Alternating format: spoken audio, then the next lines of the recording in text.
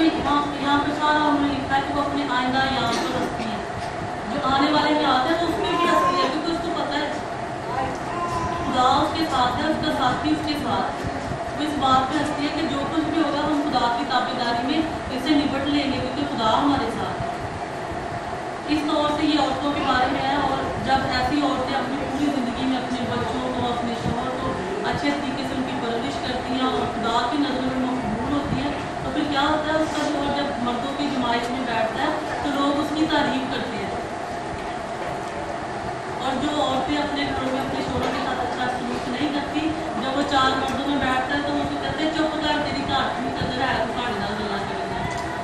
सो इसमें यही वो बात बताता है कि जो ऐसी औरत जो अपने शौहर के लिए है वो इज्जत और ताज की तरह है।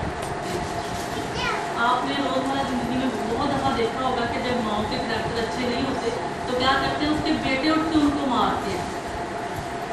लेकिन जब एक नेकोकार बीवी के बच्चे जवान होते हैं तो क्या करते हैं, उसके बेटे भी उसकी तारीफ करते हैं। वो अपनी माँ को मुबारक कहते हैं, कहते हैं हमारी माँ मुबारक है, हमारी उसने ऐसे परवरिश की, हमारे लिए उसने दुख सहे, हमारे लिए वो बर्फ़ से नहीं डरी, हमारे लिए वो ठंड से नहीं, गर्मी से नहीं डरा। क्यों?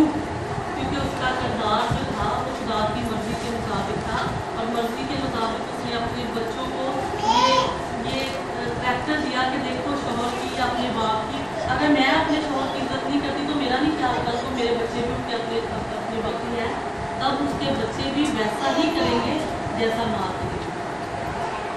कहते एक मशहूर कास्टर है, इसका क्या मतलब है? क्या आप मुझे अच्छी माएँ दें, मैं आपको अच्छी कौम दें। अगर अच्छी माएँ होंगी तो एक अच्छी कौम पैदा होगी, तो वो माशा अच्छा होगा। जब तक एक माँ का कैरेक्टर लाइफ में, अगर आपकी ज़िंदगी में एक माँ की जो आपकी ज़िंदगी है वो नहीं अच्छी है तो बच्चे भी ऑटोमेटिकली वैसे ही होते हैं। तो इस तौर से जो माँ का किरदार है, जो एक बीवी का किरदार है, वो दामन के मुताबिक जो है वो ताबेदारी में है, उसको मानने में है, और एक मददगार की हैसियत। ये नहीं कि आपको परेशान होकर लेटा है, जब पैसे नहीं है तो कहीं घर चले ना चले, मैनू नवा सूट ही चाहिए है ना मैं लैके छड़ना नहीं, बल्कि आप देखें कि आपका शौहर किस हालत में उसके साथ ताल्लुक करें। ये तो हो गया औरतों के बारे में। लेकिन जैसा कि काफ़ी आपको पता है कि हम लोग जो ज़्यादा ईमान से चलते हैं, तो मेरा टॉपिक भी ईमान ही है, और बी स्ट्रॉन्ग इन फेथ, कि ईमान में मजबूत है। तो हम लोगों को ईमान में किस तरह से मजबूत बनना है, ये मेरा टॉपिक है। उसके लिए एक औरत का, एक मर्द का, एक इंसान का रवैया जो है वो किस तौर से होना चाहिए। तो सबसे पहले जो लोग नोट करना चाहते हैं वो भी कर लें। सबसे पहले जो मेरा टॉपिक है वो है ईमान का रवैया, कि हम लोगों को किस तरह से अपने रवैया में ईमान को लाना है।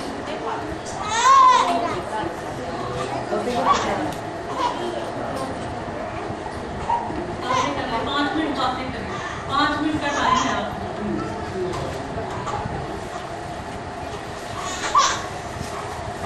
मेरे साथ अफगानियों 11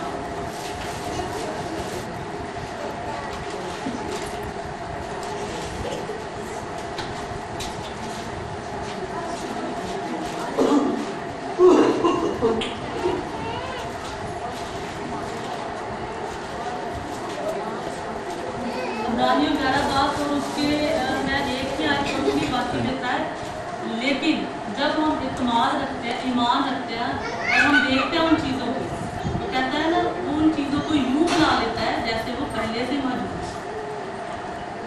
तो यहाँ पर हम देखते हैं हालात का कैसे ही क्यों ना हो, रवैये का चुनाव जो है वो इंसान के पास। अब जैसे तो नहीं, मैं अपनी मिसाल लेती हूँ। जैसे अभी तक खुदा ने हम लोगों को बच्चे नहीं दिए, तो अब क्या होगा कि अबू या बीवी हम लोगों के ज़्यादा क्लोज है, वो जानते हैं कि आज तक बड़े लोगों ने कहा फलां के अंदर ये रवैया जो है इंसान के अंदर ये एक चुनाव है कि हमने किस पर इत्मीनान रखना है। मुश्किल वक्त में रवैये का चुनाव हमने खुदा पर करना है कि फटाफट किसी बाबे के पास भाग जाए। प्लीज़ ध्यान से मेरी बात को सुनिए। यार मैं आपको वो बातें बता रही हूँ जो शायद आपने सालों से सुनी हो, लेकिन आपकी ज़िंदगी में वो उसकी दी नहीं ख्वाह आप एज के किसी भी हिस्से में हैं, इन बातों को गौर से सुने कि हालात ख्वाह कैसे भी हैं, रवैये का चुनाव कि हमने खुदा की तरफ जाना है या इब्लीस की तरफ भागना है, ये खुदा ने हमें दिया है और हमें इस पर इख्तियार होना चाहिए कि हमें खुदा की तरफ भागना है या इब्लीस को अपनी ज़िंदगी में मौका देना है। इसके लिए हम देखेंगे दूसरा Corinthiयों 4:13 है।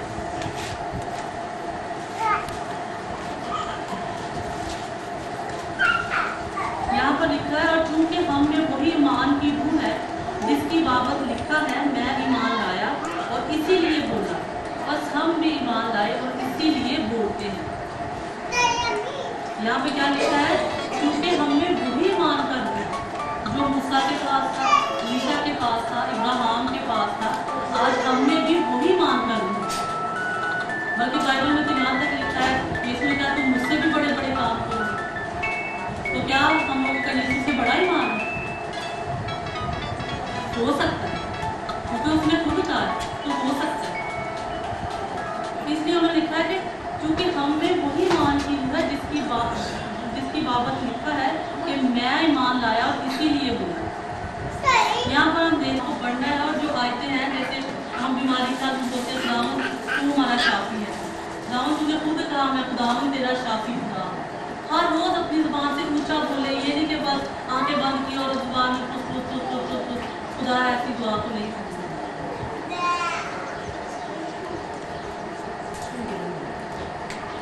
पहले मैं भी ऐसे करती, मैं भी जब दुआ करती थी तो बस घंटा घंटा मैंने भी रोके रहना आंखें बंद करके, और बस मैं कहती थी खुदा तो पहले जानता है मुझे क्या चाहिए।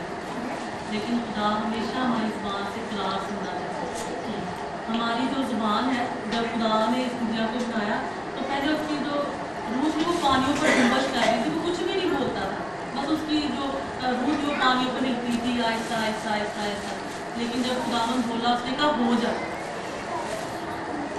हो गया, आसमान बन गया, नींद बन गई, परिंदे बन गए, जानवर बन गए, समंदर अलहदा हो गए, खुश्की अलहदा हो गई, जीवन के खुदा ने हर एक चीज़ को अपने मुंह के दम से बना दिया।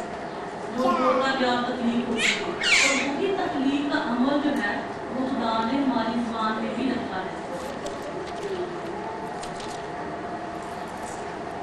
क्या आप मानते हैं इस चीज़ को कि वही तकलीफ का अमल खुदा ने हमारी जुबान में भी रखा है? मैं पास्टर से पूछूंगी, क्या हमारा इस चीज़ पर ईमान है कि हमारी जुबान में तकलीफ का अमल है, कि जो हम कहते हैं वो होता है?